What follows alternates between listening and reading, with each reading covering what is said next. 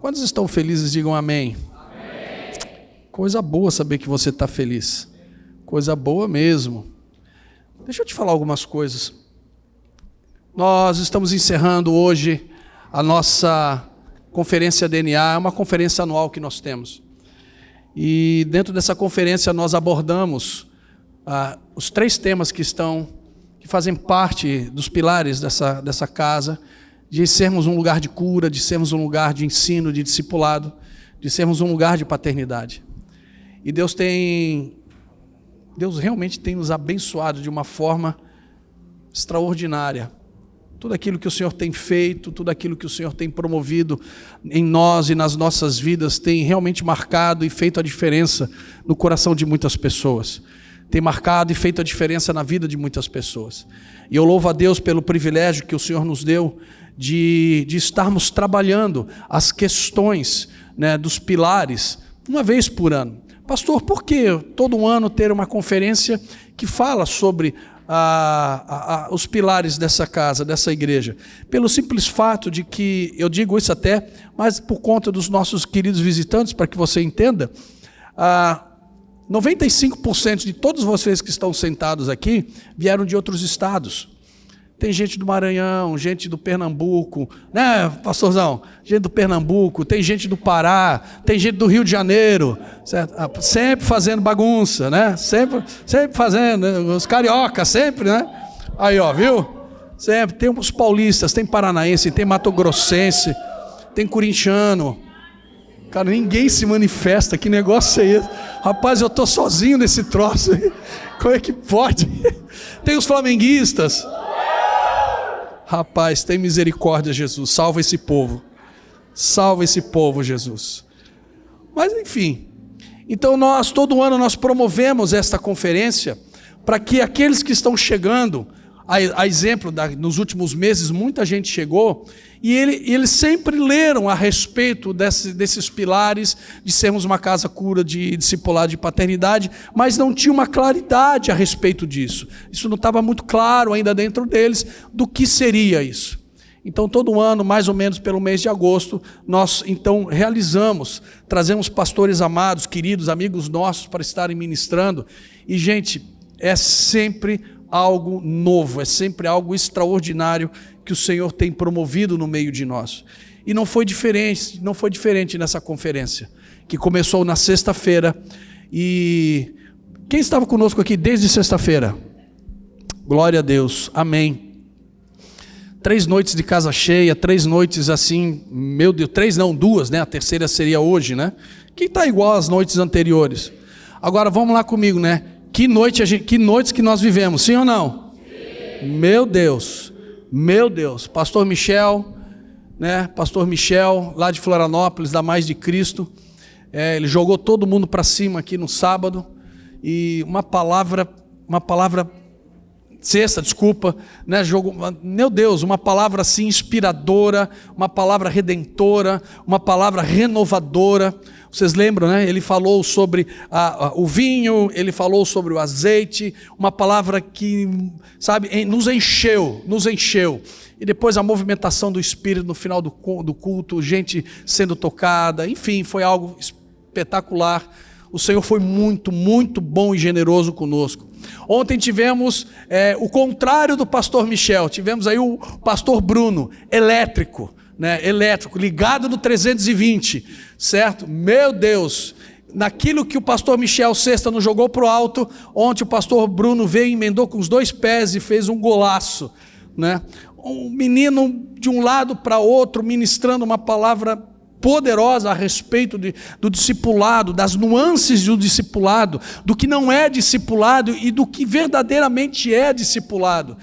Eu não vou ficar aqui replicando o que já foi dito, porque muitos de vocês ouviram. E foram realmente 2 noites assim maravilhosas, palavras poderosas que foram lançadas sobre a sua vida. Amém? Quantos foram abençoados aqui na sexta e no sábado? Meu Deus, eu estava essa manhã, aliás, só para que você saiba, né? Eu estava com a palavra pronta já na sexta e no sábado de manhã. Eu tive que reescrever tudo hoje de manhã. diante de tudo aquilo que eu ouvi na sexta, diante de tudo aquilo que eu ouvi no sábado, eu tive que sentar hoje de manhã e começar a reescrever tudo. Falei assim, não, Deus, eu preciso ir para outro caminho, porque ontem, né, era quase meia-noite, a gente estava aqui ainda, é que sempre fica a turminha do oba-oba no final do culto, né? Aí sobe todo mundo para a cozinha. Não, vocês não são do oba-oba, vocês são tudo gente boa, né? É claro. E a gente conversando na mesa, e eu falei para eles assim, gente, eu vou ter que ir para outra direção. Eu vou ter que ir para outra direção, porque mudou tudo, enfim, tudo aquilo que eu tinha planejado, tudo aquilo que eu tinha no coração, ele foi. E foram realmente noites extraordinárias.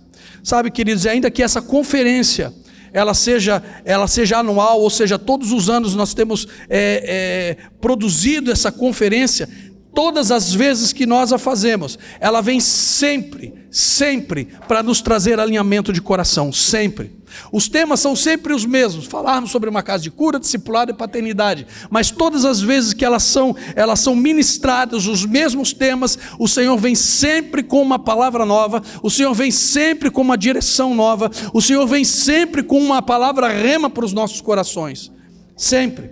Agora, o que nós precisamos entender é que não é apenas um alinhamento de todos nós com Deus.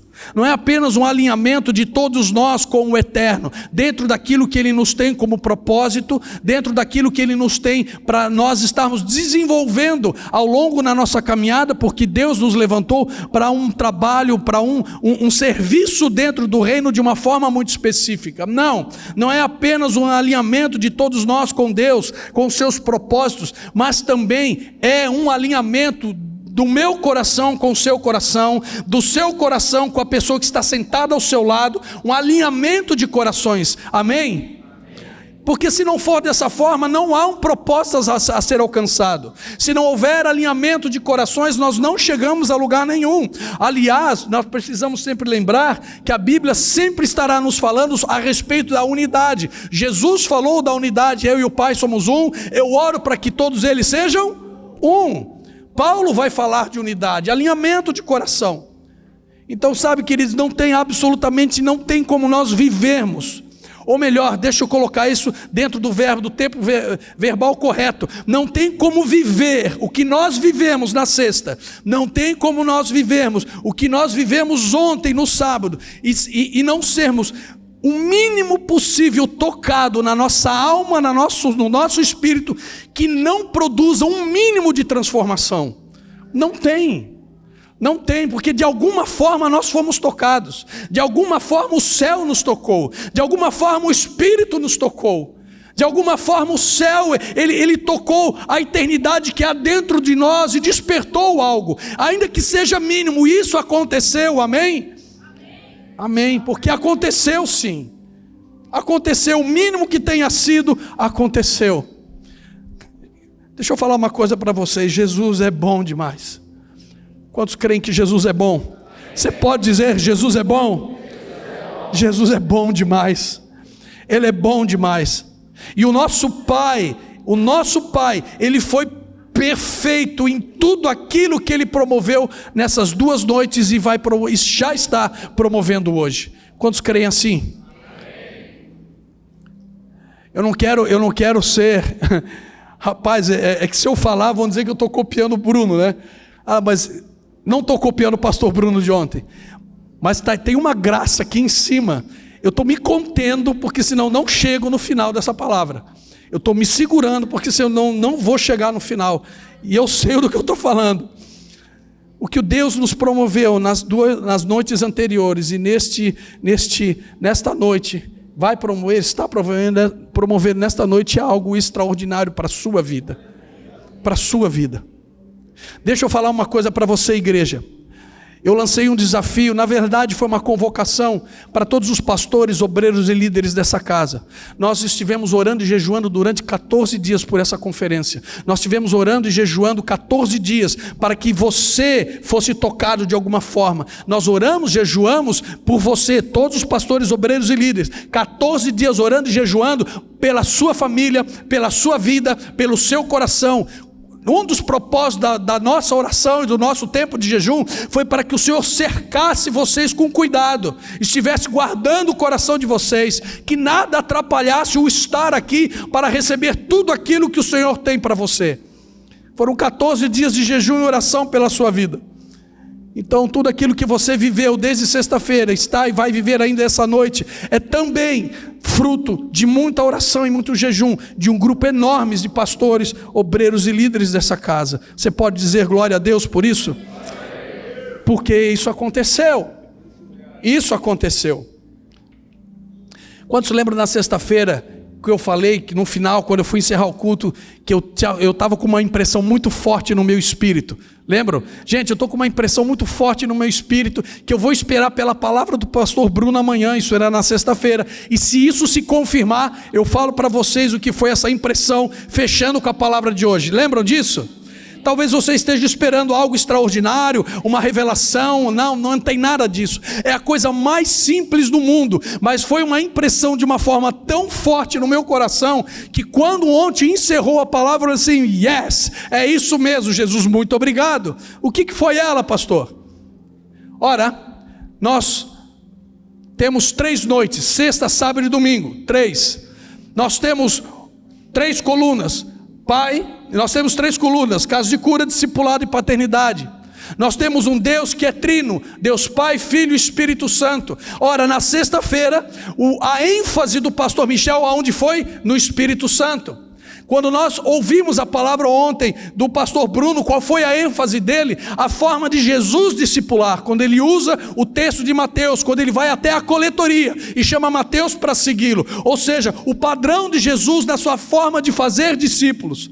E aí eu pensei, ok, Senhor, já entendi, porque nós temos aí 3 pilares, nós temos 3 noites, nós temos aí o Deus Pai, Filho e Espírito Santo, e hoje eu encerro falando de quem? Do Pai. Então a impressão que veio no meu coração, ela foi uma impressão divinamente correta. Ora, 3 noites tratando de forma completa, aí vem e fecha com chave de ouro a trindade que nos governa. Vem e fecha no domingo a trindade que nos governa.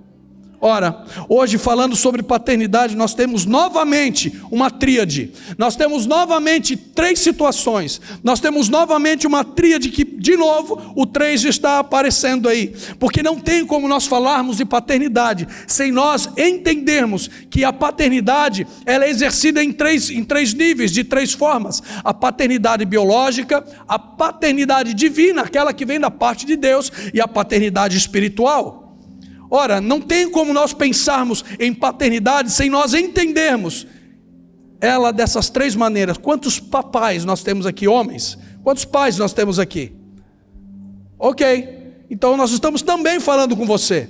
Você que é pai, é também com você. São 3, biológica, divina e espiritual. E das 2 primeiras, ou principalmente da primeira, da biológica, que não é um enfoque tanto assim, embora não seja menos importante, eu quero partilhar com você rapidamente a respeito de paternidade biológica, e eu preciso que você entenda isso, porque agora eu não estou falando somente com os homens que são pais, mas também eu falo com as mulheres que tiveram um pai na vida delas, ou não. Porque falar sobre paternidade biológica, muitas vezes é nós trazermos diante dos nossos olhos questões que vão além de nós compreendermos um Deus como Pai. Vai além disso, quando nós falamos da paternidade biológica. Até porque para muitas pessoas, falar sobre o pai, o seu pai biológico, o seu pai terreno, é colocar na frente delas barreiras emocionais que muitas vezes para essa pessoa, elas são barreiras intransponíveis. Ela vai olhar e vai dizer assim: não, eu não quero tocar nesse assunto, eu não quero falar sobre o meu pai. E se você acha que eu estou exagerando, converse com a pastora Olga, converse com a pastora Georgia, porque eu acho que de tudo que nós atendemos de gabinete, eu e elas, a grande maioria das vezes é tratando com as questões da paternidade biológica das pessoas, e o quanto isso afeta a vida de muitas pessoas hoje. Então uma coisa é fato: muitas pessoas têm dificuldades de olhar para Deus como um pai, devido à ausência da figura paterna na sua infância, na sua pré-adolescência, na sua adolescência e até mesmo em fase adulta. Então ela olha para Deus e diz assim: eu creio que existe um Deus, eu creio que existe um Salvador, eu sei que existe um Deus, muitas vezes não justo, mas justiceiro, que existe uma diferença bastante grande, mas não consegue enxergar a Deus como um pai, por conta, na grande e esmagadora maioria das vezes, por problemas de paternidade biológica. Isso é fato. Ora, a ausência da figura paterna, aqueles que não tiveram a presença de uma figura paterna. Eu estava vendo as meninas dançando aqui agora, as pequenininhas, e eu fiz questão de observar os pais. Coisa mais linda do mundo, coisa mais linda. E é lindo de ver isso, é lindo de ver, mas quantos não tiveram isso? Quantas crianças que hoje são adultos não tiveram isso? Então, a ausência de uma figura paterna, ou a paternidade exercida de uma forma errada, de uma forma abusiva, de uma forma arbitrária, isso vai sim afetar de forma profunda o nosso relacionamento com Deus quanto a Ele, a figura de pai. Porque nós vamos olhar para Deus da mesma forma. Deus é um Deus abusivo, Deus não é um Deus presente, porque eu não sinto a presença dEle. Deus, Ele é muito arbitrário em algumas coisas que Ele fala. Ora, onde já se viu Deus fazer uma coisa, essa arbitrariedade na minha vida? Como? E aí nós pensamos em uma afirmativa: como é que eu vou amar a Deus e ser amado por Ele, se eu não tive uma referência paterna na minha vida? Gente, isso é fato. Isso aqui não estou falando sobre isso para encher linguiça. Isso é assunto 90%, 80%, não vamos exagerar, 80% das vezes do gabinete. Quando a gente começa a ouvir as histórias, quando a gente começa a compreender as histórias e pum, pegou o gancho. Qual é o problema? A ausência paterna. Ou uma paternidade abusiva. E por aí vai. Então, eu preciso que você entenda que hoje, você adulto, você precisa começar a olhar e perceber que seu relacionamento com Deus, ele não é profundo. Você não consegue entendê-lo, você não consegue vê-lo, você não consegue vivê-lo por conta de não conseguir enxergá-lo como pai. Você enxerga como Deus que castiga, você consegue enxergá-lo como um Deus que salva, mas não consegue enxergá-lo como pai. E calma que eu vou chegar ainda um pouco mais lá à frente, você vai entender algumas outras coisas. Então você precisa saber de algo, você precisa não só entender, como estou trazendo muito superficialmente esse assunto para você essa noite. Agora que eu tenho certeza que algumas pessoas estão já remoendo algumas coisas no seu coração. Então entenda que você precisa resolver o seu relacionamento com sua paternidade biológica, para que você possa viver com profundidade e com intensidade uma paternidade divina. Como, pastor? A nossa primeira coluna, que foi tão bem tratada na sexta-feira, somos uma casa de cura.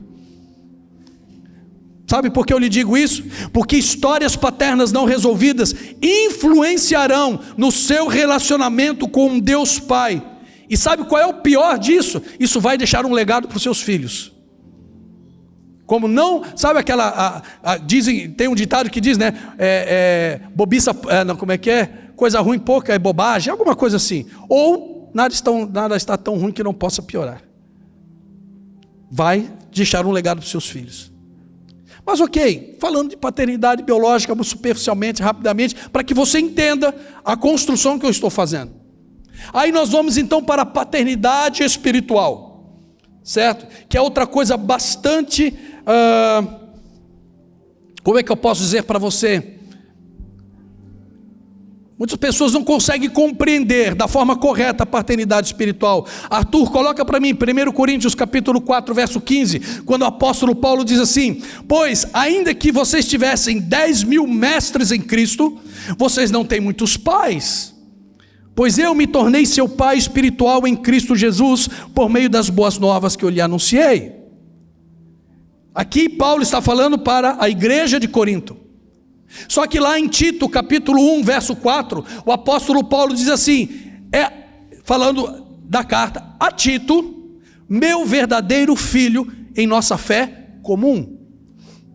E depois, um dos textos mais lidos a respeito de paternidade espiritual, 1 Timóteo, capítulo 1, verso 2, escrevo esta carta a Timóteo, meu verdadeiro filho. Ora, vamos lá, gente, Pensa aqui comigo. Paulo, ele está chamando a igreja de Corinto de meus filhos, ele está chamando Tito de meu filho, ele está chamando o Timóteo de meu filho. Óbvio, ele não era pai biológico de nenhum deles, mas ele se coloca como um pai espiritual, que traz para perto, que ajuda, que discipula, que ensina, que instrui, e por aí vai. E por aí vai. Deixa eu te falar uma coisa, por mais, e eu digo isso porque eu vejo isso muito, é uma meia dúzia de 2 ou 3 que gostam de ficar falando sobre isso aí, mas por mais que muitos tentem desqualificar essa verdade, a verdade da paternidade espiritual, a paternidade espiritual, ela é uma realidade. Ela é uma realidade. Isso não é conto da carochinha, isso não é invenção. O que existe, infelizmente, foram homens de Deus, enfim, homens, pastores e outros, que se colocavam como pais espirituais de pessoas, mas de forma arbitrária, autoritária, abusiva, quando não é nada disso. Então essa questão da paternidade espiritual ficou arranhada, ficou manchada. Agora você precisa entender que ela é uma realidade, e Paulo deixa isso muito claro, muito claro. A paternidade espiritual é uma relação que se estabelece em níveis de amizade, em níveis de ensino, lealdade, em níveis de produtividade, em níveis de aliança. Paternidade espiritual é isso. E como pastor, eu digo agora falando de mim, como pastor, eu sempre me coloquei à disposição para exercer uma paternidade sadia, nunca impus nada a ninguém. Os mais antigos sabem disso. Eu nunca impus uma paternidade sobre ninguém. Tem uma meia dúzia aí de filhos amados que me chamam de paizão. Aí eu fico todo bobo, né? Imagina, rapaz, fico todo bobão, né? Paizão, legal, aí beleza. Pago a pizza pro papai aí que tá tudo certo. Só que eles não pagam, tá? Mas tudo bem. E se bobear, o pai ainda vai ter que pagar. É verdade, é verdade. Então, como pastor, gente, eu sempre me coloquei para exercer essa paternidade sadia, mas eu nunca impus nada sobre ninguém, nunca. Como pastor aqui nessa casa, e como pai espiritual aqui nesta casa, eu preciso que você entenda eu, Denis, eu não me dou o direito de exercer uma paternidade que pratica a opressão, a maldição. Se você não for o meu filho e não me chamar de pai, eu te amaldiçoo. Longe de mim, que o Senhor tenha misericórdia da minha vida. Eu não me dou o direito de praticar uma paternidade coercitiva, por coerção, por imposição, por qualquer outro comportamento abusivo. Eu não me dou esse direito. Quer chamar de pai? Está tudo certo. Não quer? Está tudo certo. Eu não tenho problema nenhum com isso. Por que eu estou te falando isso? E eu falo isso, não estou vomitando alma não, é para que você entenda o que eu vou falar agora. Por que eu me coloco e me porto dessa forma? Porque um pai, ele gera, ele não mata. Ele gera algo em alguém, ele imparte algo dele com alguém. Ontem o próprio pastor Bruno falou muito a respeito disso. O pai gera, ele não mata. O pai nutre, não desnutre. Ele dá, ele não tira. O pai, ele não ensina, um pai ensina, ele nunca vai omitir o ensino. Essa é a função do pai. A minha função é nutrir a sua alma, é nutrir o seu espírito, é nutrir o seu coração. A minha função é gerar algo em você que o leve a ser mais parecido com Jesus Cristo. A minha função é te ensinar as coisas conforme a Bíblia, ela vai nos dando as direções, e nunca omitir o ensino. Jamais. A paternidade espiritual, ela é um vínculo relacional, comprometido. Repete comigo: onde o pai busca levar o filho. Você entendeu aí? Não é só uma nomenclatura ou chamar alguém de pai de forma porque é bonitinho, não. É um vínculo relacional comprometido, onde nós buscamos levar o filho a um amadurecimento do seu relacionamento com Deus. Amém? Mas também um amadurecimento do seu relacionamento com as pessoas. Pastor, eu não curto muito a cara do pastor Ronaldo, né? Curto. Azar o seu, porque esse cara aqui é gente boa demais. demais. Os carecas vão dominar o mundo. Ah, vão. Então a função do pai é melhorar, é levar a um amadurecimento, um crescimento, uma melhora do teu relacionamento com Deus, mas também com as pessoas. Por quê? Porque o teu relacionamento com as pessoas vai fortalecer o teu relacionamento com Deus. Por isso da cruz, né? Uma barra vertical, uma barra horizontal, né? O meu relacionamento com Deus, meu relacionamento com as pessoas, apenas uma metáfora dela.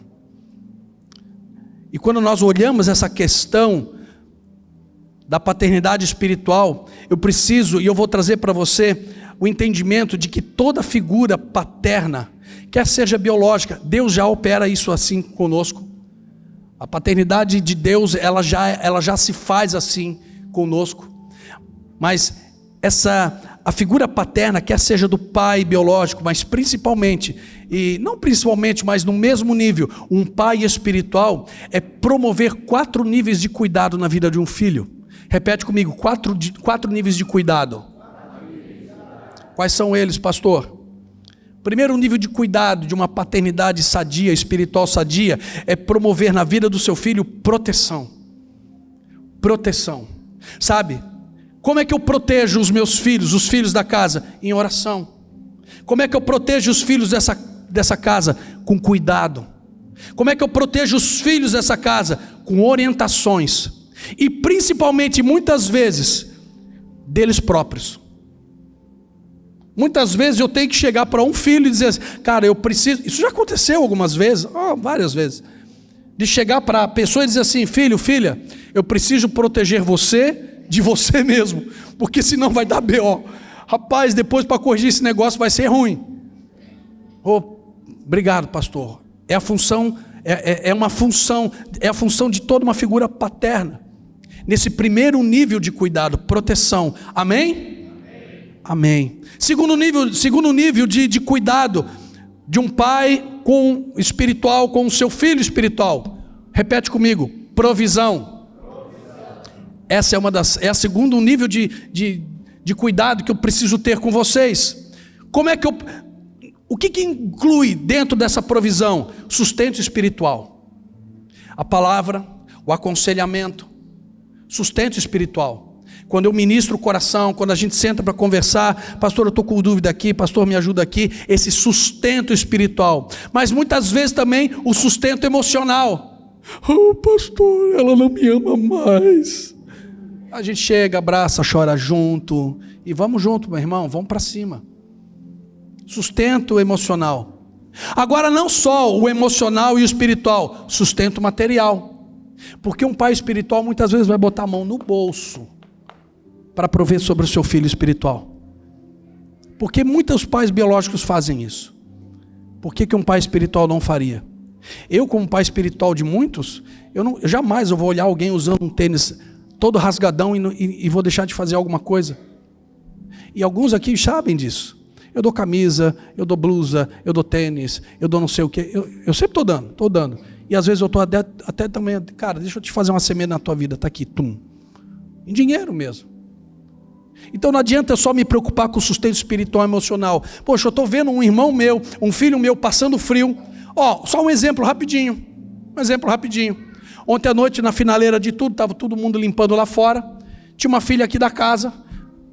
Estava friozinho ontem à noite, né? Assim, né? Tá com frio, filha? Estou com frio. Fui lá no carro, peguei minha jaqueta e coloquei sobre a vida dela. Sobre ela. É a função de um pai. A função de um pai é provisionar. Agora, uma paternidade espiritual que age com provisão, ela precisa entender que essa paternidade, ela para ser exercida dentro da provisão correta e sadia, as 3 áreas precisam estar envolvidas: a emocional, a espiritual e a material. Amém? Terceiro nível de cuidado com o filho. Repete comigo, limites. Ai, Deus da glória. Limites. Quando fala de limite, dá 3 tipos de ruim já. Porque limite pressupõe confronto. Amém? Limite pressupõe confronto. Quem gosta de ser confrontado e essa pessoa que te confronta bota um limite na sua vida? Ninguém. Não vem me dizer que você gosta porque você não gosta. Eu também não gosto. mas eu me submeto. Porque eu tenho um pai espiritual sobre a minha vida. O meu pastor, que muitos de vocês conhecem. Eu tenho um pai sobre mim. É ruim? É ruim. Mas você precisa entender que quando nós falamos de limites, nós geralmente vamos para o lado ruim desse negócio. Porque muitas vezes, por conta de uma paternidade biológica errada, certo? Nós aprendemos que limite é ruim. E por favor, a Karen que me ajude nessa minha... Karen, própria Olga, toda criança, ela de forma até inadvertida ou inconsciente, ela pede limites. Sim ou não? Todas as crianças. O irmão ali está com a criança no colo. Pode ter certeza, ela pede limites. Ela não sabe expressar, mas ela pede limites. Como é que eu percebo isso? Quando ela vai te testando. Não pega ali, não toca ali. É ou não é? Nós não fazemos a mesma coisa com Deus?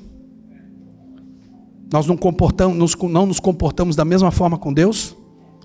Filho, a palavra diz assim,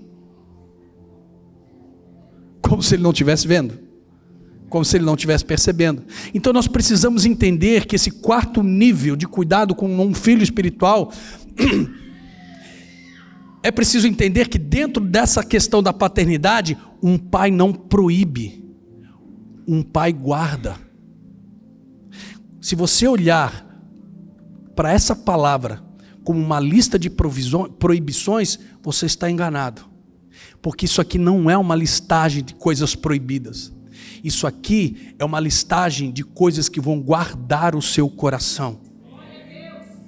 Que vão trazer para você limites. Filho, um dos limites, Salmo 1. Sim ou não? Sim, Salmo 1, esse é um dos limites. Olha que coisa interessante. Então um pai ele não proíbe, ele guarda. O pai estabelece muros de segurança em torno do seu filho. Quantos filhos de Deus nós temos aqui? Quais são os teus muros de segurança? Está tudo aqui, ó. Isso aqui é como se fosse uma cerca de fogo ao teu redor. Isso aqui é como se fossem muralhas enormes, gigantescas, que protegem a sua vida e protegem o seu coração. Quarto e último nível de cuidado de um pai espiritual com o seu filho espiritual. Aí eu estou falando, eu como este pai, é dar um destino. Então nós temos aí, repete comigo, nós temos aí proteção, provisão, limites e um destino. Por quê? Porque Deus é um Deus geracional, sim ou não? Quantas vezes você leu no Velho Testamento? O Deus de Abraão, de Isaac e de Jacó, geracional. É um Deus de gerações. Ele é um Deus geracional. Deus, um pai, Deus como pai, e nós como pais espirituais, e até mesmo os pais biológicos, devem sempre trabalhar para que os seus filhos tenham um destino correto. Sim ou não? Sim. Nós sempre iremos trabalhar para que os nossos filhos tenham um destino correto, um destino certo, um destino alinhado com os propósitos eternos. Esse é o nosso papel, esse é o papel de um pai espiritual, de um pai biológico. E quando este pai, vamos falar de pai espiritual, ele está gerando filhos, quando ele gera filhos, esses filhos, eles irão, baseado na palavra de ontem, quando falou de discipulado, esses filhos vão gerar outros, que vão gerar outros. Aí eu olho para mim e digo assim, glórias a Deus, eu deixei um legado, pronto, o meu papel de ser um pai de destino, ele foi cumprido, ele foi concluído.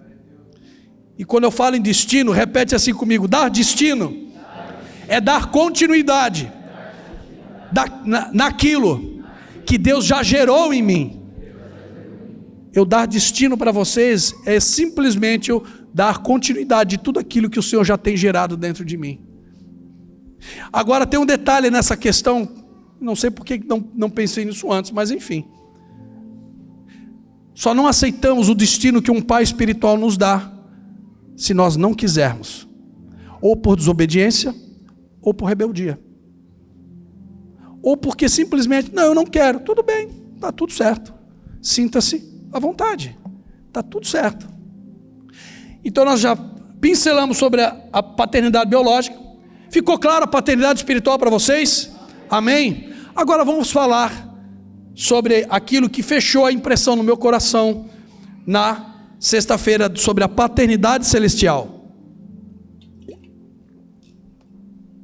E eu vou trazer para você uma verdade, uma realidade, que é, diz comigo, imutável. Ou seja, que não muda, que não vem, entra século, entra milênio, sai milênio, chove, faz sol, é imutável. Uma verdade e uma realidade que é imutável. Qual é ela, pastor? Deus é o perfeito Pai sobre todos os seus filhos. Deus é um perfeito Pai sobre todos os seus filhos. Aí, eu preciso entrar num campo que muitos de vocês já me ouviram falar. Quantos conhecem aquele ditado que todos são filhos de Deus? Conhece? Eu já vi celebridades falando sobre isso, atletas falando sobre isso, políticos falando sobre isso, um monte de gente falando sobre isso. Todos nós somos filhos de Deus. Sim ou não? Não. Não são. Uma coisa é certa: todos são criados, são criaturas de Deus. Todos são criaturas de Deus. Mas filhos, somente aqueles que leram lá João, Evangelho de João, capítulo 1, verso 12, e aí é o que eu vou falar na versão Denis 2.0, João 1, 12. Todos aqueles que creram em Jesus como único e suficiente Salvador, e receberam Ele no seu coração, e o confessaram com a boca, Deus deu o direito deles serem tornados seus filhos. Então nem todos são filhos. Você só se torna um filho, uma filha de Deus, quando você confessa a Jesus como teu único e suficiente Salvador. E depois disso você desce as águas do batismo. E a partir daí, então você diz assim: agora sou um filho, agora sou uma filha de Deus. Amém? Então, dizer que todos somos filhos, não, isso não corresponde a uma realidade. Não corresponde. Agora olha que coisa interessante. Jesus, em várias ocasiões, ele falou do seu relacionamento com Deus. Jesus falando com Deus como ele sendo seu Pai. O Pai está em mim, eu estou no Pai, eu faço a vontade do meu Pai, a minha comida é fazer a vontade do meu Pai, meu Pai, meu Pai, meu Pai. Ou seja, Deus como Pai. Caso você não saiba, só no Novo Testamento, de Mateus a Apocalipse, só no Novo Testamento, a palavra Pai, que traduzido que depois a gente encontra ali no texto de Coríntios, de Romanos, Abba Pai. A palavra Pai, ela está, o apóstolo Paulo, o próprio Jesus, todos os apóstolos, quando eles falam a palavra Pai, essa palavra Pai ela é repetida 272 vezes. E a palavra Pai, ela é entregue, ela é colocada dentro dos textos como uma relação de intimidade. Se não me falha a memória, no Velho Testamento, a palavra Pai aparece, se eu não estou enganado, 4 ou 7 vezes. Eu não recordo agora. E todas as vezes no Velho Testamento que a palavra Pai apareceu, não foi no contexto de intimidade, foi num outro contexto. Qual é ele? De chefe. Como se fosse um patrão, como se fosse, que o era sobre a nação de Israel. Mas quando nós vamos para o Novo Testamento, e vem Jesus chamando meu Pai, eu sou do meu Pai é meu, eu estou nele, ele estou em mim, e depois vem os apóstolos, e depois vem todos aqueles que vêm pronunciando a palavra Pai, aí já mudou completamente. Porque tanto Jesus quanto os apóstolos estavam se referindo ao Abba, ao Pai, como uma figura de intimidade. Daquele que abraça, daquele que traz para perto, daquele que dá carinho, daquele que te dá um cheiro gostoso quando você está, você não está legal, assim, então você vai lá para o teu quartinho, você dobra os teus joelhos, ele vem, ele fala com você, ele ministra o teu coração. Então nós precisamos consertar a nossa visão paterna, celestial, precisamos arrumar isso dentro de nós, precisamos consertar isso dentro de nós. Por quê? Para que você possa começar a viver uma paternidade celestial correta, intensa, profunda. Por quê, pastor? Repete comigo. Porque Deus como Pai Ele é cheio de amor por minha vida. Quem é que não quer viver? Quem é que não quer viver uma vida cheia de um amor de um pai que te ama incondicionalmente, imutavelmente? Tem uma frase, eu não lembro de quem que é, que foi dito assim: não há absolutamente nada que você possa fazer a mais que vai fazer Deus te amar mais. Não há absolutamente nada que você faça de menos que Deus faça, que Deus te ame menos. Deus te ama e pronto. E isso não se discute. Para ele isso é questão, pastor, mas o senhor não sabe como está a minha vida, não sei o que lá. Não, eu não sei. Mas uma coisa eu te afirmo: Ele te ama. Olha para a pessoa que está ao seu lado e diz assim para ela: o Pai te ama.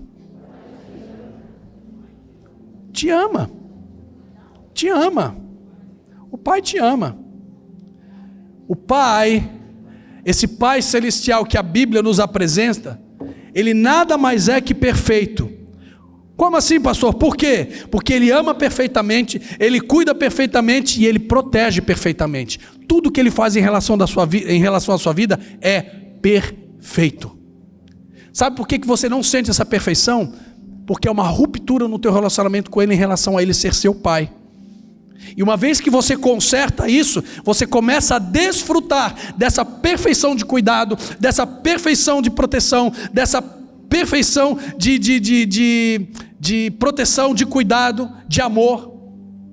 Mas eu não sinto dessa forma. Então você precisa parar, como preguei há uns anos atrás, num tempinho de estaleiro, colocar o barquinho da tua vida lá, tirar ele da terra, tirar ele do mar, jogar ele para a terra. Já contei esse testemunho, para ser arrancado todos os bujões, o lixo, as algas que ficam agarrados no casco, que está impedindo de você ganhar velocidade na sua vida. Você precisa. Portanto, meus queridos, não podemos abrir mão de ter um relacionamento com alguém com tamanho amor e cuidado pela tua vida. Sim ou não? Quantos querem abrir mão desse amor e cuidado paterno de Deus sobre a sua vida? Quantos querem abrir mão disso? Eu não quero. Eu não quero. 2 Coríntios capítulo 6, verso 18 diz assim, gente, isso aqui olha o que Paulo diz. Na verdade, Paulo está falando de um texto lá de Samuel. Ele diz assim, eu serei o seu pai, e vocês serão meus filhos e minhas filhas, diz o Senhor Todo-Poderoso. Ei, presta atenção e olha aqui para mim. Deus não classificou o amor dele ou a paternidade dele sobre a raça humana. Ele classifica, ele individualiza. Ei, eu serei o seu pai, vocês serão meus filhos, homem, másculo, e vocês serão as minhas filhas. Minha filhinha querida, amada do meu coração. Ou seja, ele coloca de uma forma muito clara, homens e mulheres, filhos e filhas. Ou seja, é para todos. É para todos. Romanos capítulo 8, verso 15 diz, pois vocês não receberam o Espírito que os torne de novo escravos medrosos, mas sim o Espírito de Deus, que os adotou com os seus próprios filhos. E agora nós os chamamos de Abba Pai. Paizinho, paizinho querido, paizinho amado. Ouça isso para nós agora caminharmos para o final. Viver a paternidade em Deus é você deixá-lo trabalhar na sua história e fazer você aprender a ser filho. Você pode ser muito bom servo, mas está na hora de você aprender a ser filho. Porque Deus não chamou para si só servos, Deus chamou para si filhos. Nós os servimos porque entendemos a paternidade dele sobre nós. Mas ele nos chamou para sermos filhos e filhas. Então você precisa permitir que Deus trabalhe na sua história, a fim de que você aprenda a ser filho. Quantos querem aprender a ser filhos aqui? Vamos tentar de novo? Quantos querem aprender a ser filhos aqui? Eu vou repetir o texto de Romanos 8,15, que diz assim, para nós falarmos sobre como é que eu aprendo a ser filho. Pois vocês não receberam o Espírito que os torne de novo escravos medrosos, mas sim o Espírito de Deus que os adotou como seus próprios filhos, por isso agora nós os chamamos de Abba Pai. Paulo não está falando para ímpio, Paulo não está falando para o incrédulo. Paulo não está falando para um cidadão que lá para algum cidadão romano que nunca ouviu falar de Jesus Cristo. Paulo não está tratando com incrédulos. Paulo não está tratando com ateus. Paulo não está tratando com nenhum outro tipo de homem ou mulher que na época professasse a sua fé grega, em deuses gregos, em etc, etc. Não. Quando Paulo ele escreve esse texto à igreja de Roma, ele está falando para os filhos de Deus. Ele está falando para os crentes em Jesus. Ele está falando para a sua igreja. É como se Paulo estivesse dizendo assim: atenção pessoal, na comunidade Ser Igreja, no dia 4 de agosto de 2024, esse texto é para vocês. É como se Deus estivesse usando a boca do próprio Paulo para falar para nós, a sua igreja, que eu e você agora somos filhos, adotados por um pai cheio de amor. Amém? Amém. Agora preste bem atenção na força que existe nesse versículo. Preste bem atenção. Quando Paulo ele fala sobre, deixa eu ler até aqui direitinho, que nos adotou, do verbo adota, adotar, adota. Quando Paulo ele usa o termo adotou, ele está usando uma palavra grega. Adotou, ele está usando uma palavra grega. Juiotesia. Juiotesia. Na verdade, juiotesia era um termo da legislação civil romana. Era uma lei. Juiotesia, que fala sobre adoção, era um termo que a lei romana usava nos processos de adoção. O que juiotesia significava então? Preste atenção naquilo que Paulo está falando. Olha a força daquilo que Paulo está comunicando à igreja de Roma a respeito da paternidade de Deus sobre aquela igreja e sobre a sua vida essa noite. Que quando Paulo usa o termo juiotesia, ele está dizendo o seguinte: aquele que é adotado, vem cá filhão, sobe aqui, é filhão mesmo, né? Esse glória a Deus, aleluia. Eu sou um pai que procura um filho, e ele está disponível para adoção, usando um termo bem simples. Certo? Então lá no tempo de Roma, o termo juiotesia que Paulo usa, ele está fazendo uma referência então à lei romana, a um termo de uma lei civil romana, que diz o seguinte: eu, Denis, vou adotar o Diogo, certo? A partir do momento que eu adotar esse menino, ainda não haja consanguinidade, tudo que é meu passa agora a ser. Você entendeu isso? Então você perdeu uma oportunidade de dar glória a Deus. Não pela vida do Diogo, mas por aquilo que Deus deu para você. Então agora, o que Paulo está dizendo é o seguinte: tudo que pertence a mim, agora é herança dele. Só que o termo juiotesia vai além. Vai além. Porque esse termo da legislação civil romana diz o seguinte: agora, não temos consanguinidade, mas eu adotei, ele tem herança, ele agora é herdeiro de tudo aquilo que é meu. Só que esse termo juiotesia, adotar, quando Paulo ele fala aqui, né, o Espírito de Deus que nos adotou como seus próprios filhos, o termo agora está dizendo que o adotado, ele se torna um com quem o adotou. Não são dois, é um. O que é dele é meu, o que é meu é dele, somos um. Não tem mais distinção. Obrigado, querida. Talvez você não esteja desfrutando mais em Deus como um pai, porque você ainda não entendeu isso. Não entendeu. Lembra da parábola do filho pródigo? Lembra? O que saiu, lembrou disso. Espera aí, eu tenho herança. Espera aí, eu sou filho. E o que ficou com o pai, que tinha tudo nas mãos, não vivia e não vivia nada daquilo que ele tinha nas mãos. Então, por favor, em nome do Senhor Jesus, guarde isso no seu coração. Deus te chamou para ser um com Ele, pela aliança do Espírito.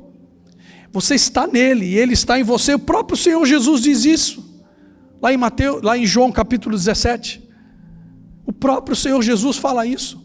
Então começa a compreender que agora você se torna um com aquele que te adotou. Você agora tem herança, e essa herança não está só na eternidade. Você pode desfrutar de tudo que Deus tem para você aqui.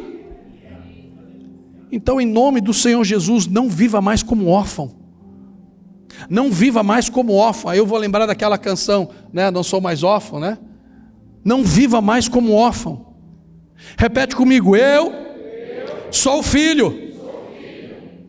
Você é filho. Você é filha. Você é filho, é filha. E você tem direito a tudo aquilo que já é seu, por herança. Lembra de uma outra canção que está baseado lá em Isaías 63? Tudo que Jesus conquistou na cruz é direito nosso, é nossa herança. Pronto. Então, por favor, não viva mais como órfão. Você é filho, você precisa conhecer o amor do seu pai e deixar que essa influência paterna de Deus comece a reinar na sua vida. Pastor, eu não consigo, há uma dificuldade. Ok, de novo ao ponto. Somos uma casa de cura, onde você pode encontrar os caminhos para resolver isso no seu coração. Um órfão não tem herança, um filho tem. Um filho tem, um órfão não tem, mas o filho tem. Agora olha que coisa interessante, a herança no vocabulário hebreu significa porção, ou seja, uma parte que cabe ao filho. Olha para a pessoa que está ao seu lado aí, que você ama fazer isso, e diz assim: há uma porção que é para você. Há uma porção que é para você. Olha para o outro lado e diz: não, há uma porção que é para você. Há uma porção que é para você. Há uma porção que é para você. Então, por favor, em nome de Jesus, não viva mais como órfão. Começa a usufruir de tudo aquilo que já foi conquistado na cruz para você. Paz, alegria, segurança, provisão, proteção, harmonia. Tudo aquilo que Deus já conquistou, tudo aquilo que em Jesus, aquilo que nós vamos celebrar daqui a pouco, já foi conquistado. Não viva mais como órfão. O Pai Celestial hoje quer te dar a sua porção. Então tome posse da sua porção. Uma outra, né, não viver mais como órfão. Agora também deixa eu te falar uma coisa. Sabe por que eu estou insistindo em te levar a entender para você não viver mais como órfão? Para que você não viva mais cansado. Para aí, o que tem uma coisa a ver com a outra? Porque todas as vezes que nós nos comportamos como órfãos, o caminho da vida se torna muito mais cansativo. Sim ou não? Ah, sim. Jesus quer simplesmente tirar esse cansaço da orfandade e colocar para você o descanso da paternidade. Vinde a mim todos vós que estáis. Você pode dar um glória a Deus? E por último, não viva mais como órfão, não viva mais cansado, não viva mais sem um propósito. Não viva mais sem um propósito. Salmo de número 127 diz assim: os filhos são herança do Senhor, uma recompensa que Ele dá. Como flechas nas mãos do guerreiro são filhos nascidos da sua juventude. É claro que o salmo aqui, o salmista está falando dos nossos filhos biológicos. Mas quando eu começo a olhar para esse texto, na perspectiva da minha paternidade celestial sobre a minha vida, eu vou perceber o meu Deus, o meu Pai, como um arqueiro, ao qual o salmista está falando. Porque quando o salmista ele fala, são como flechas nas mãos dos guerreiros. Os guerreiros eles produziam as suas próprias flechas. E quando ele produzia as suas próprias flechas, ele preparava as suas próprias flechas, ele preparava, ele polia, ele dava o acabamento certinho. Ele colocava, você já viu a produção de uma flecha? Já viu? Quando eles põem a ponta e quando eles põem as plumas, ele coloca no dedo, ela tem que ter o equilíbrio, tem um ponto central, ela tem equilíbrio. Ou seja, o arqueiro ele vai preparar a flecha a melhor flecha que ele pode fazer, preparar. Por quê? Para no momento em que ele lançar a flecha, ela possa chegar à distância que ele quer e acertar o alvo que ele quer. Então, quando eu começo a olhar para o meu Deus como meu Pai, que me dá polimento, que me dá acabamento, que me traz a equilíbrio, é pura e simplesmente porque no momento que ele esticar o seu arco e me lançar, eu vou chegar aonde ele quer que eu chegue. Então, meu querido, você que é filho, você que é filha, entenda, não são as lutas que você tem passado, as aflições que você tem enfrentado, ou seja, o que for, o nome que você quiser dar, são todo isso é um processo de polimento da flecha, para que no momento em que o arqueiro puxar você vai alcançar o propósito pelo qual você foi lançado. Havia um propósito no trabalho do arqueiro, de fazer a flecha chegar ao seu alvo, e na distância que ele deseja. Qual é a tarefa de um pai?